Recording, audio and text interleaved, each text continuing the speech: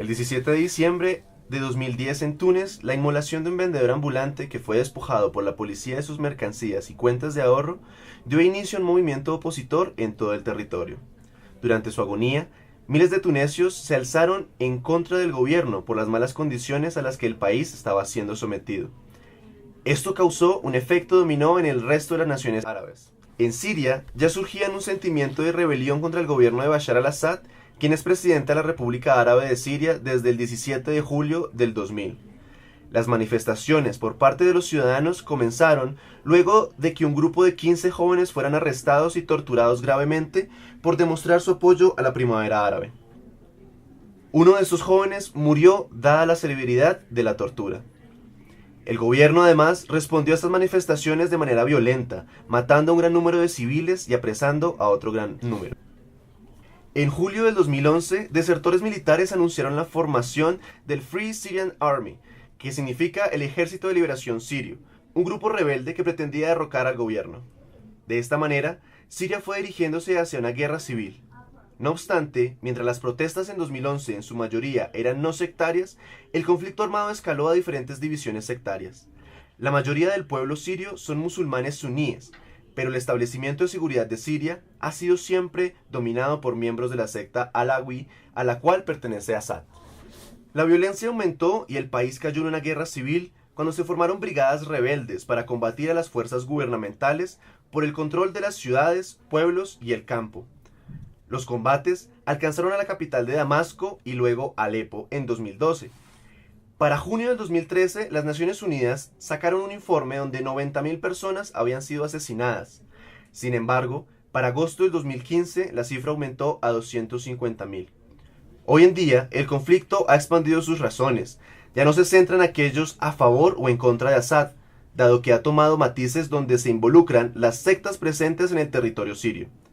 El crecimiento del grupo yihadista ISIS ha llevado al conflicto a otra dimensión mucho más violenta.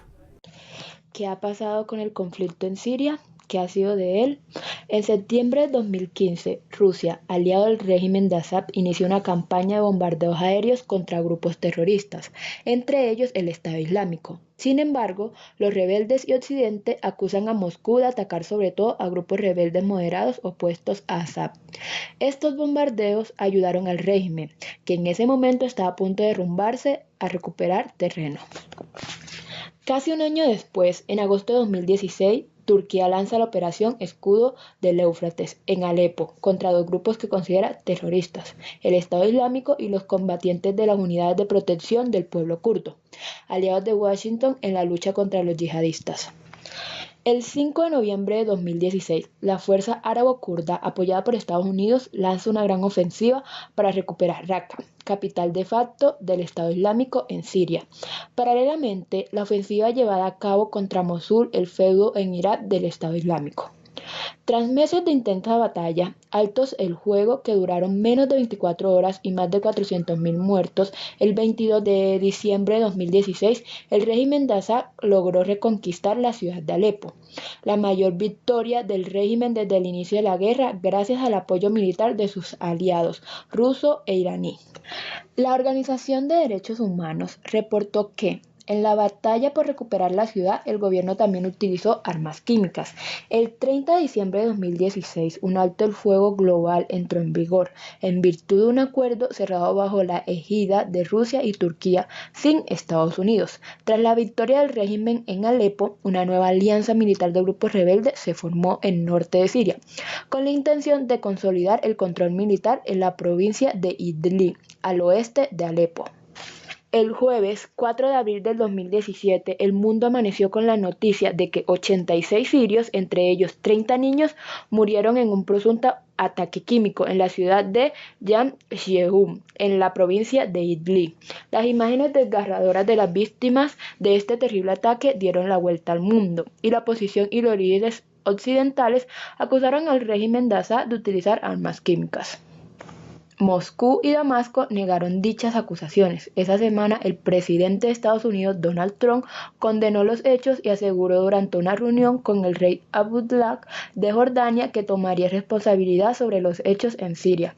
Días después, el ejército estadounidense lanza 59 misiles contra una base aérea desde donde supuestamente despegaron los aviones que lanzaron las armas químicas sobre la provincia de Idlib. El gobierno de Damasco confirmó que durante los bombardeos murieron 6 personas. Después de un caótico primer año en el cargo, el presidente Trump anunció hace apenas 2 semanas y durante un mitin en Ohio que saldremos de Siria muy pronto, dejemos que otras personas se encarguen de eso ahora. Como recuerda el Washington Post, al día siguiente se supo que Trump había suspendido más de 200 millones en fondos de estabilización para los refuerzos de recuperación en Siria. Y como si fuera una cuestión de causa y efecto, el anuncio del presidente de Estados Unidos fue suficiente para que el régimen de Bashar al-Assad atacara nuevamente a su población con una fuerza brutal. El presidente Trump anunció el lunes que se tomarían acciones rápidas en respuesta al bárbaro ataque químico del sábado, diciendo que todas las opciones, incluida la acción militar, estaban sobre la mesa. El gobierno sirio ha respondido con una declaración rechazando rotundamente la intervención de los Estados Unidos, calificándole de apoyo a las fuerzas rebeldes y extremistas islámicas y asegurando que responderán con fuerza ante cualquier otro ataque que pudiera continuar sobre el territorio. Por su parte, la embajadora de Estados Unidos ante la ONU, Nikki Haley, aseguró que no existe solución política alguna para el conflicto en Siria y que si el presidente Bashar al-Assad continúa en el poder, las autoridades estadounidenses estarán dispuestas a hacer algo más al respecto. Una semana después del supuesto ataque con armas químicas contra la población civil de Douma, el presidente de Estados Unidos y sus aliados de Francia y Reino Unido enviaron sus aviones y misiles contra 3 objetivos militares del gobierno de Bashar al-Assad.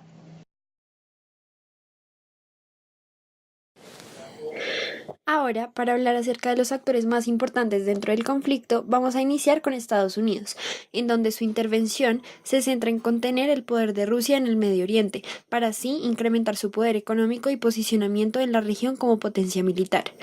Dicha intervención la hace mediante el financiamiento a los grupos rebeldes anti-régimen, la intervención militar directa y la introyección de un imaginario donde el régimen de Assad representa los valores antagónicos a los occidentales y la lucha contra el terrorismo.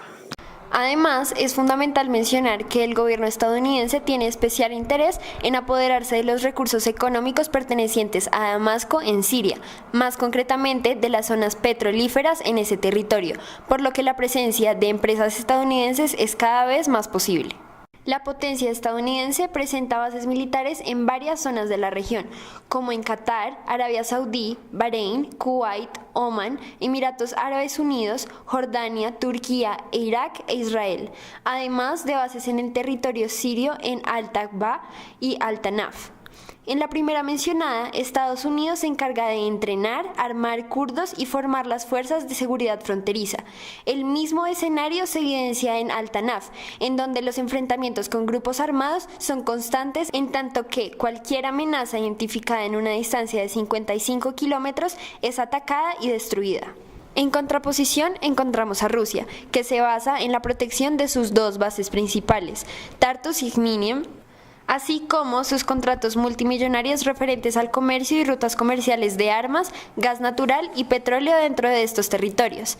Además, se debe tener en cuenta que Siria ha sido uno de los principales aliados de Rusia desde los tiempos de la Unión Soviética y representa la línea de frente ante las agresiones de Occidente, principalmente Estados Unidos. Teniendo en cuenta, además, que Siria representa un territorio geoestratégico para Rusia desde la ciudad costera de Tartus, la cual le otorga salida al Mediterráneo, grandes contratos comerciales con Damasco y poder dentro de la región. Lo anterior le permite recuperar su papel de potencia global y restablecer una relación de igualdad con Estados Unidos, como protagonistas de una arquitectura de seguridad internacional. Para el caso de Turquía, se debe tener en cuenta que antes de que empezara el conflicto, ambos países mantenían una muy buena relación comercial y política, con tratados de libre comercio y proyectos de cooperación en los ámbitos energéticos, tecnológicos, científicos, turísticos y agrícolas. No obstante, con la primavera árabe, Turquía se vio obligada a tomar una posición más fuerte debido a la frontera de 910 kilómetros que comparte con Siria y el fortalecimiento de los grupos terroristas como el YPG Kurdas, Unidades de Protección Popular y el Daesh. En este orden de ideas, Turquía se encuentra en un limbo, en donde ni hace parte de la alianza rusa-siria, ni tampoco del bloque estadounidense, en donde se encuentran fuertes tensiones relacionadas con la protección de intereses de cada país. Arabia Saudita, gracias a su conflicto con Irán, ha desarrollado algo similar a una guerra fría, evitando de esta manera el conflicto bélico entre estos dos países. En consecuencia, el gobierno saudí ha proporcionado un fuerte financiamiento a los grupos que están en contra del régimen de Assad, como los rebeldes sunitas. Esto lo convierte en uno de los proveedores más importantes de la oposición e incluso de grupos más radicales.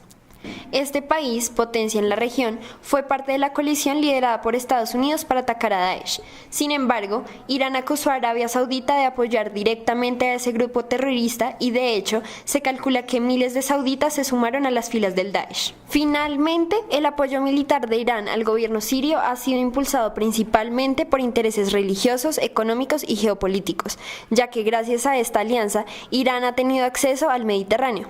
Siria ha provisto a Irán de un elemento de profundidad estratégica. Aparte de darle a Teherán acceso al Mediterráneo y una línea de suministros a quienes respaldan a los musulmanes chiitas en el sur del Líbano, le permite a Siria el abastecimiento militar a Hezbollah, permitiendo la organización de un bloque importante pro-chiita que le hace contrapeso al suní. Lo que posibilita a Estados Unidos, Rusia, Turquía, Arabia Saudita, Irán y a los grupos armados al margen de la ley en su participación en la prolongada guerra en Siria es la anarquía en el sistema internacional. Las múltiples relaciones, diferentes capacidades, habilidades y autonomía de poder en el sistema multipolar terminan por consolidarse con la caída del muro de Berlín y el fin de la Guerra Fría, permitiendo que múltiples actores en el sistema internacional busquen mantener y defender sus intereses nacionales, dejando solo a la tangente todo el conjunto de instituciones y reglamentaciones que con el paso del tiempo y las grandes guerras generan un orden en el sistema internacional.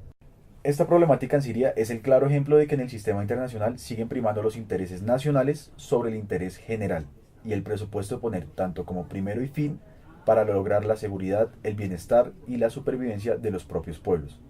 La guerra en Siria es solo una situación natural de un sistema internacional en el cual aquellos actores, primordialmente los estados con la capacidad, habilidad y autonomía de influir en territorios completamente ajenos e independientes a ellos, tienen el fin de garantizar la supervivencia de sus pueblos, una supervivencia no solo en términos económicos, en cuanto a la distribución de sus recursos y las rutas comerciales del gas natural y el petróleo que se encuentran en esta zona con una gran ventaja geoestratégica, sino también una supervivencia ideológica y política de actores como Estados Unidos, que buscan una contención de Rusia, que cuenta con la ventaja de estar apoyada por el gobierno sirio en cuyo territorio ocurre el conflicto.